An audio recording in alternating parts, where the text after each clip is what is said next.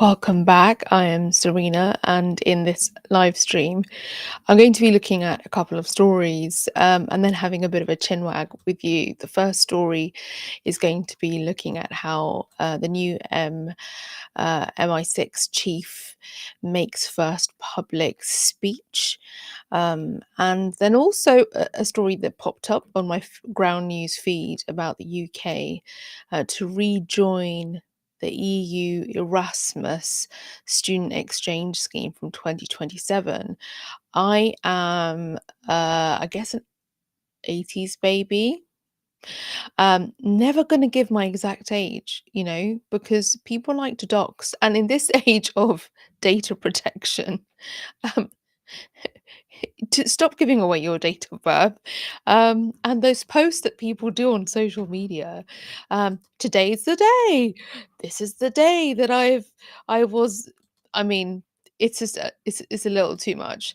Um, I did a post about um, hiding your relationships. Like, why do people have to post their families and their relationships online?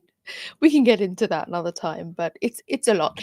Anyway, so I'm not going to dox myself with my age, but anyway, I recall you see the tangents happening.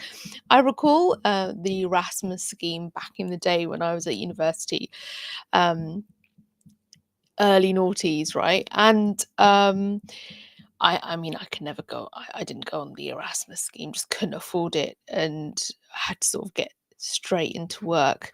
And also, like, how am I going to go on this scheme? I need to work weekends and any shifts I can get in the week. So I didn't get to benefit from this Erasmus scheme. Can you tell I'm a bit bitter and sad and resentful? And I've got a massive chip on my shoulder. No, I don't. So we're going to look at these stories, and that's why this is a live stream. Not as scripted. Well, I don't really script, but definitely not concise, succinct, and to the point.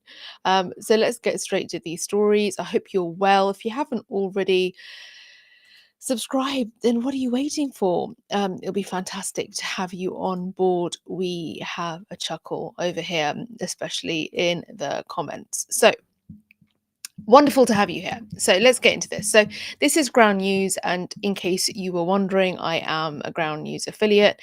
It's a great tool. You can get a discount on a subscription. The link is provided in the description. I always get a little bit tongue-tied with subscription description. Anyway, there's a link, not in my bio, in the description of the stream video, and you can find out more. Maybe I'll talk about it a little bit later. So here's a story. Morning glory. No, here's a story. New MI6 chief makes first public speech. And just so you know, this summary from Ground News is very much centre in terms of political persuasion. On Monday, Blaze, or is it Blaze? Blaze is, it's like Blaze feels like it would be the name of a character in Gossip Girl. Like, hey Blaze, what are we doing, Blaze? Right? No, you don't think so. Okay.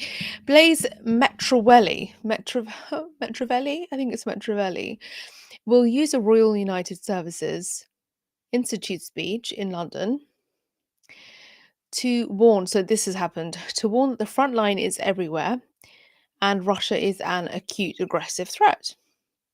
Western officials say Western sanctions have damaged Russia's economy, but have not forced President Vladimir Putin to abandon the war in Ukraine. Metrovelli, who joined MI6 in 1999, rose through Q branch to lead technology and innovation before becoming chief at 48, urging officers to master coding like Python as core tradecraft.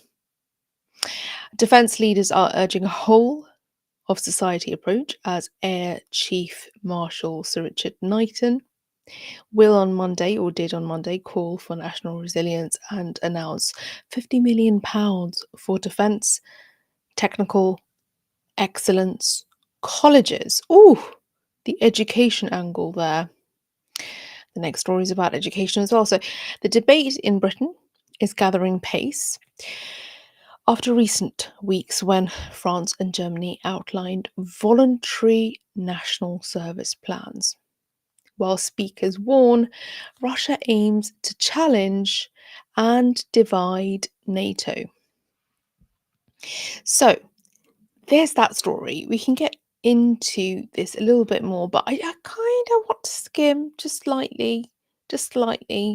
I want to jump to the Erasmus story because making connections that may not be there, but you never know because everything is interconnected. You know me. So, UK to rejoin EU Erasmus student exchange scheme from 2027. This is also a ground news summary, sorry, and it's very much centre in terms of its political spectrum. So on Wednesday, ministers are going to announce that the UK government is rejoining the Erasmus student exchange programme from 2027, allowing British universities to associate and students to study abroad while retaining fees and grants. Sir Keir Starmer's reset with the EU prompted the first tangible outcome after last week's talks between Nick Thomas-Symonds and Maros Sefcovic, with crunch talks on Monday and a senior government source calling it good news for students. Can't help doing a side eye. Negotiations focused on fee terms, noting the UK government pressed for a GDP-based discount while the EU offered a 30% first-year reduction, with costs previously exceeding £200 million. Opening the scheme to further education colleges will expand participation beyond universities, while Vivian Stern, Jamie Arrowsmith, and the European Commission praised its benefits. The European Commission extended the ECHE deadline to March, and crunch talks on Monday may lead to formal sign-off next week, with a government spokesman declining to comment on ongoing talks, Serena. Don't riff, stick to the script. So,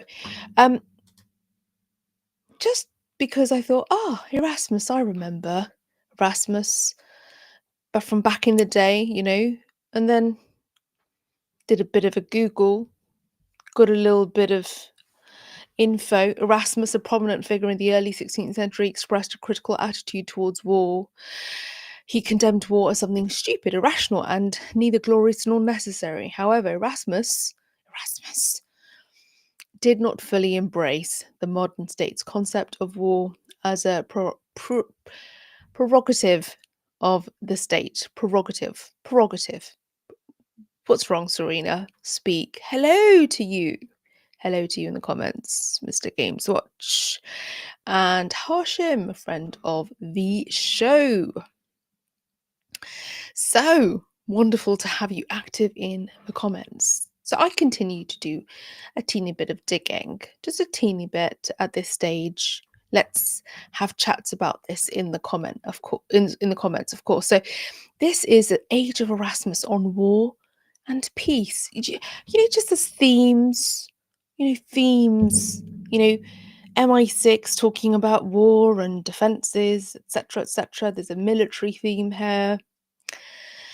The Erasmus scheme being relaunched. There's photos of Sir Keir Starmer shaking hands with Ursula. So, The Age of Erasmus on War and Peace. So this was published in 2011. It's on the cambridge.org site. I'm just going to go through the summary. It's like an abstract. It's an introduction, pardon me.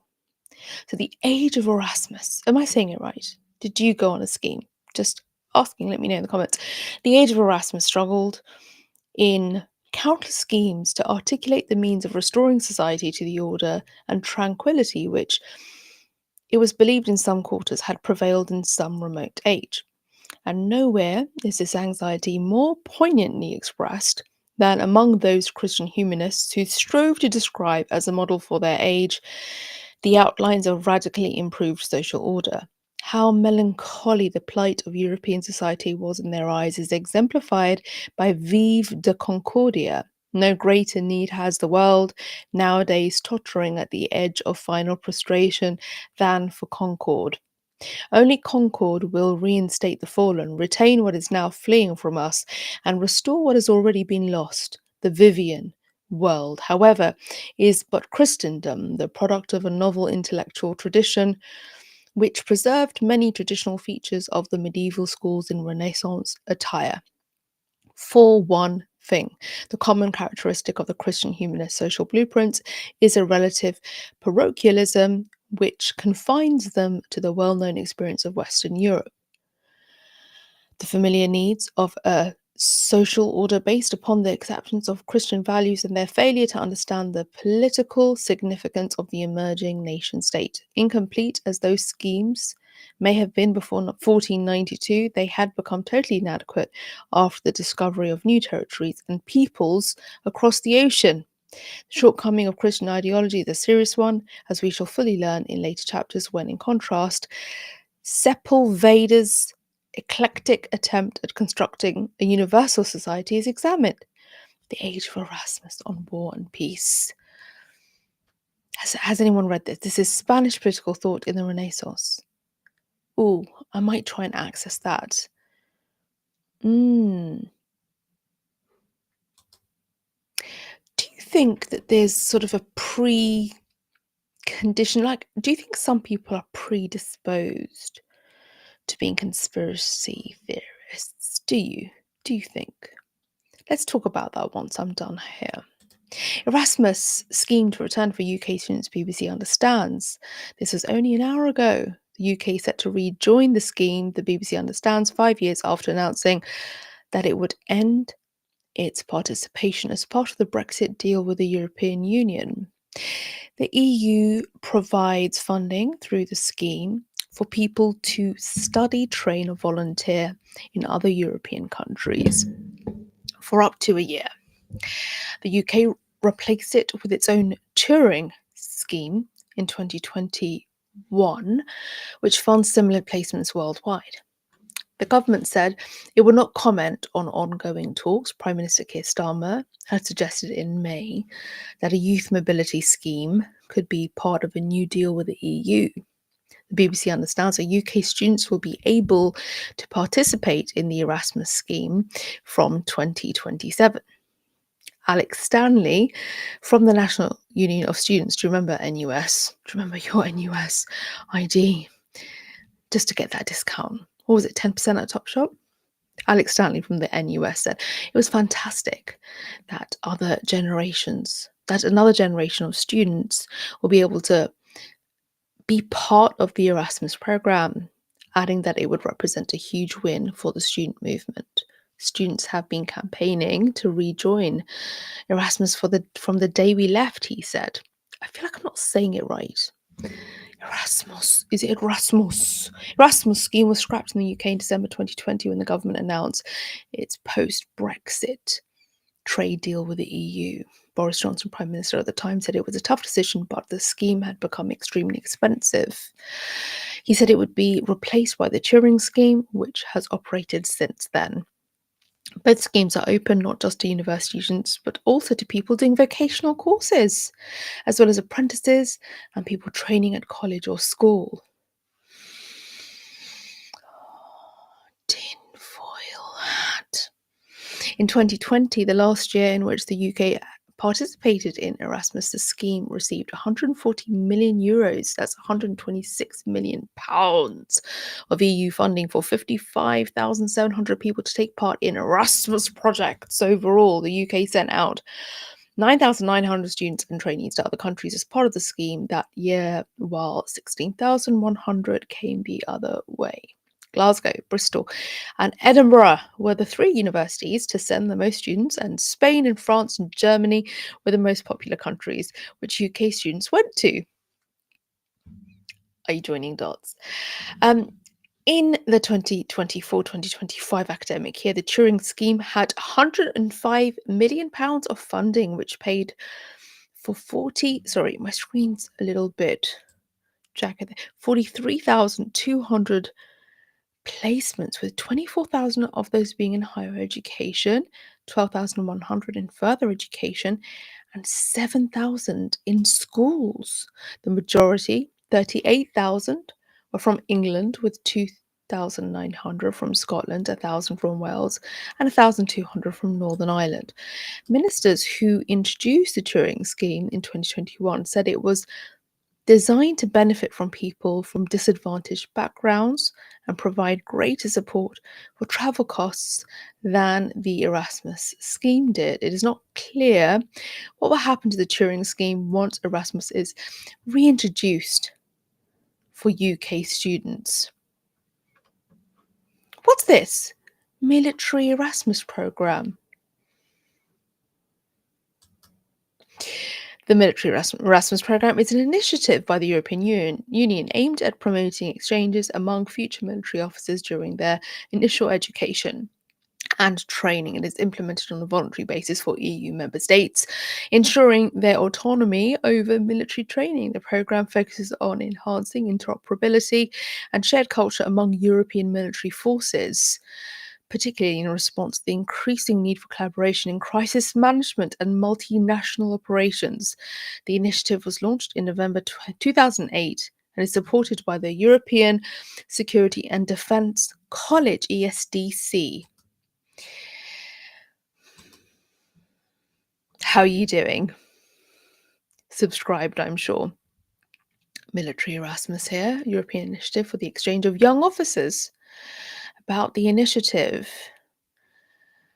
Commonly referred to as military, Erasmus is a project under the auspices of the ESDC.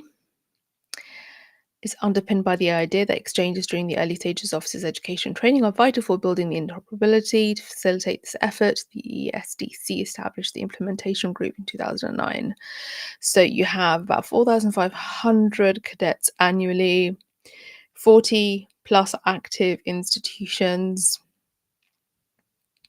And that's, I read that as Harold Hell, but it's Harold Gell or Gel. My apologies. And if you want to contact them, get involved. That's what you can do. And then we come back to this story. MI6 chief makes first public speech. How are you feeling? Are you joining dots?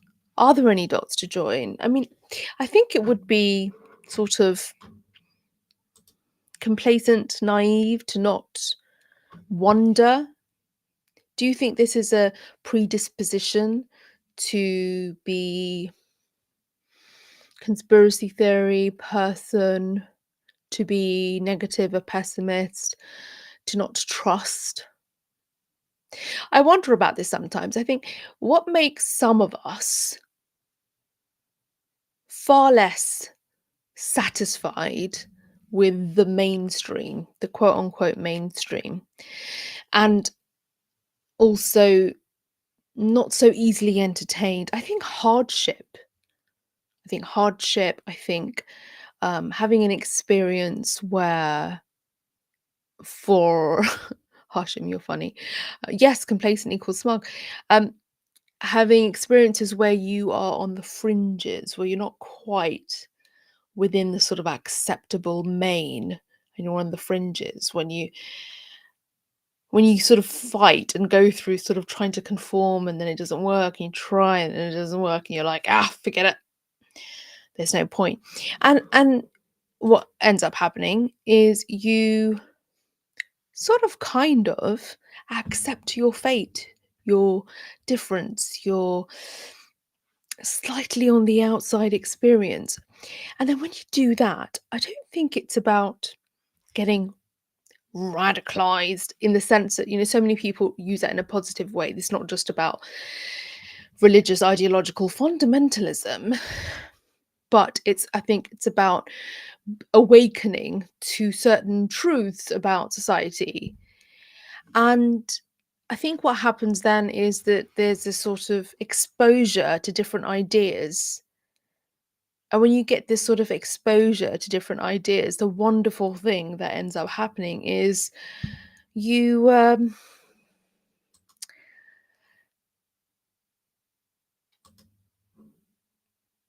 begin to question everything. I think it's necessary, isn't it? Which is why I wonder sometimes when I observe people and they kind of their sort of forward plan for the next 5 or 10 years is as if they were right now, not in 2025, but in 2015. That their sort of outlook, their worldview is still very much one that would sort of be appropriate for a 2015 worldview. And I think it is about being smug, harsh, and thank you in the comments. I think it is about being smug. I think it is about being naive and complacent and sort of a willful, deliberate compartmentalizing of different ideas that don't necessarily conform to the main worldview, to the mainstream. And it's those sort of um, attitudes, I think, and perspectives that you can find really hard to dialogue with. It's really quite difficult. I actually find the same sort of smugness among so-called critical thinkers who are very much wedded to their ideological worldview. And so they may call themselves, I don't know, a socialist or a communist or something, just all these labels. And they're very aligned. They're very, very aligned to that sort of stance and that framing and that worldview. And it's still quite rigid. It's quite rigid. And so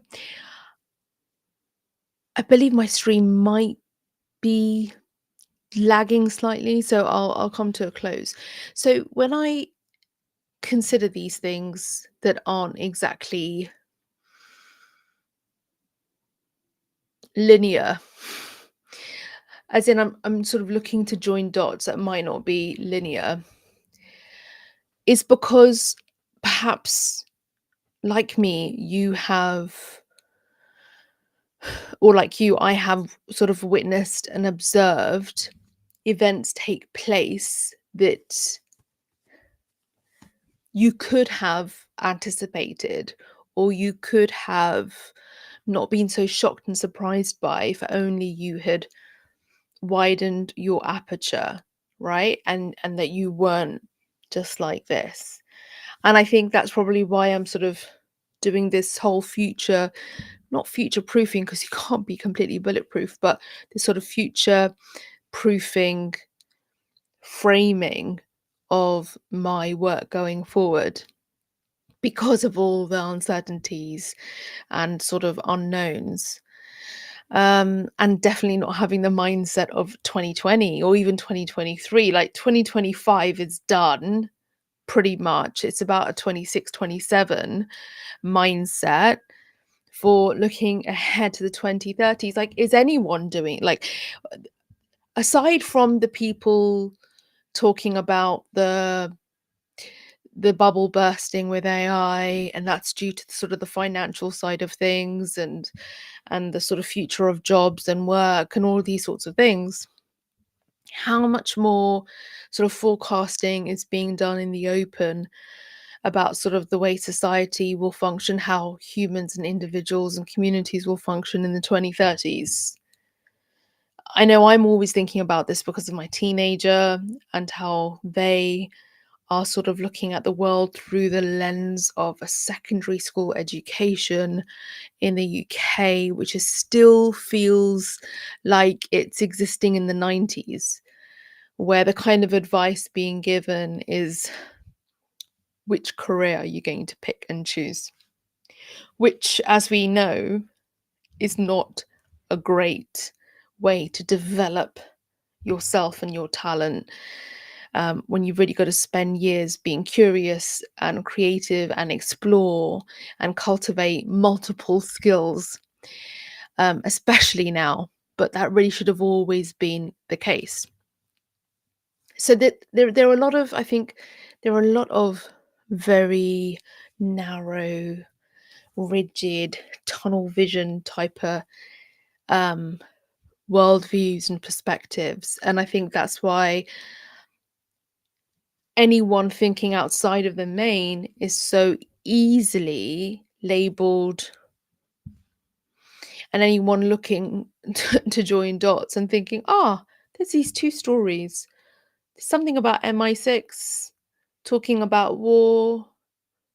There's some other European story about voluntary service, and then there's this sort of Erasmus scheme, and, oh, it's like, they're not so separate, are they? Nothing is, like, there are sort of interconnections, so and we don't always have the answers. But I think because you can't get to an answer or to a firm final conclusion, people won't even try. They won't bother to explore, but that's not what we do here. We like to explore. So those were a couple of stories, as well as some of this wonderful waffle from me. I do appreciate all the new subs and welcome. There are many ways that you can connect with me and support. So do that. Thanks for buying me a coffee. The link is active. And I'll see you in the next one. My recent video was about the awful incident in Bondi Beach. Prior to that, a little bit more about sort of facial recognition. So you can check that out, a little bit of the work that Big Brother Watch are doing. I'll keep an eye on that. But it's been wonderful to chat with you in the comments. I appreciate your support for the channel. Again, if you haven't already subscribed, please do. I have another channel called Serena's Playbook. And not only is there weekly content there for entrepreneurs, creators, anyone building a brand in public and navigating digital communication, since that's my background, more than 20 years in the media and communication space. I also have a series on what you can learn from politics, the world of politics, as well as current affairs, and how you can use these case studies to improve, elevate your strategic thinking for your brands, communication, your reputation management, any reputation communications that you have to do during a crisis. Perhaps you get cancelled. So that's a really focused channel called Serena's Playbook, and you can check that out. There's links provided. And so there's always a video out every Monday, but because it's that time of year when everyone is excited by the lights and mistletoe and mulled wine, and me, instead, I'm going to be at my desk, hold away from all of the frivolity because it's all rather distracting. I'm going to be, I mean, I've already done it. I've scheduled a load of content on Serena's Playbooks. There'll be 2, 3, 4 videos per week. So you can check those out, and they will be published throughout December and into the first week of January. So there's lots there for you to really dig your teeth into. I've got dedicated playlists there as well if you're curious about your brand communications and building a brand and YouTube and all these things. So that's what Serena's Playbook is for. That's why I've got it on my overlay right here. But here, this is a space where we talk about media, entertainment. We talk about politics, and also political programs like stories. Let's do a bit of that. And I just watched Mother, Father, Son. It's a BBC series, an 8-episode one, with the wonderful Sarah. Why don't I want to say Lancashire? It's not, is it? She was in Happy Valley and she was in this program. But Richard Gere. And it was superb. I love these kinds of political dramas and series. So I thought, let's talk a little bit about that as well. So I'll bring some of that into a next episode. I'll do a review. And I think I'll leave that just there. So wonderful to have your time and attention, the most important things that you have. I wonder if you're going to do anything for your well-being, for your health over the next 12 hours, 24 hours, over the next week. How will you sustain your health and vitality? No, I don't have a supplement to sell you. Just great advice as a holistic holistic queen, and somebody who's been in the holistic space for a long time. By the way, I'm a yoga teacher and I've been teaching yoga and dance for a long time. And I qualified after practicing for 15 something years. I qualified in my early 30s, was it? It's been a while. It's been a while. And I taught full time for a while. Work change, life change, I kind of mixed things up a bit at the moment. Mostly, mostly my work is within the comms and the media space, but, but, I still keep up with my practice, which is why I was asking you about your health and your well-being. And there might be some other offerings that could be of interest to you, and I'll share those in the coming days and week. Thank you, Hoshem. What a wonderful compliment. Let's just put that up there because it'll give me the boost. We all need a boost. Okay, so boost yourself, and it's wonderful to have you. And yeah, come along to Instagram, Patreon, join the channel over here. Let's keep in touch. I have a Discord. You can look out for Serena's Playbook on Discord. And now I really will leave you here. I'll catch you in the comments section and I'll see you in the next one.